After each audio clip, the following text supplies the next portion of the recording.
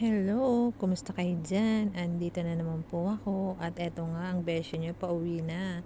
Tapos na naman ang duty natin at eto nga gabi na nito mga mare kasi alas 12 yung out natin. At eto nga tamang lakad lang tayo dahil walking distance lang naman ang work natin. At nandito na nga tayo, malapit na tayo sa building, naglalakad na tayo. Hindi nga pala ngayon kaya medyo pagod ang besyo nyo, medyo busy sa work. At eto nga nandito na tayo sa elevator, solo flight ang besyo nyo at dahil walang tao. May bit-bit nga pala ng plastic ang besyo nyo dahil bumili tayo ng kamote. Lalagain natin para ibabaunin natin bukas. At ayan nga pagdating ng besyo nyo, naglaba muna dahil napakadami ko ng labahan. Dati kasi naglalaba ako every 3 days, ngayon weekly na ako naglalaba kasi meron naman na akong uniform. Hindi katulad dati kasi na ilan lang yung uniform ko, kailangan ko talagang maglaba. At habang nga nag-aantay tayo sa sinalang kong labahan, eto nga, nagtimpla muna ako ng gatas. Tapos yung nabili ko pala na, ito pala yung nabili kong suman na frozen, nakalimutan ko. Nung binuksan ko yung rep, meron pa pala, hindi ko pa nababawasan. Kaya ayan, in-steam ko muna siya kasi nga frozen, so sobrang tigas niya. At ayan ang beshi nyo, umiinom na ng gatas.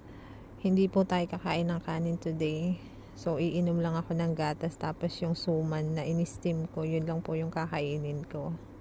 At ayan nga, tingnan nyo naman ang beshi nyo, seryosong seryoso sa kakainom ng gatas.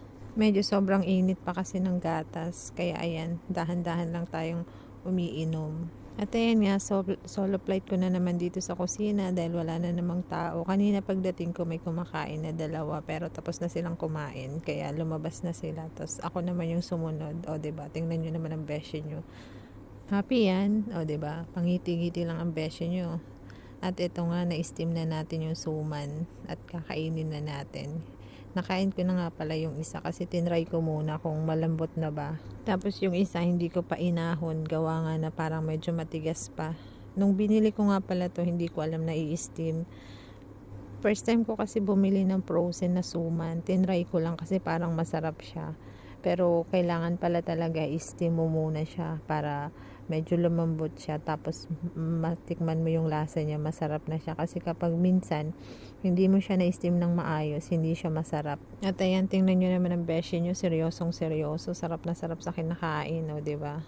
Dito na lang po, papalo na rin po. Thank you so much. Bye!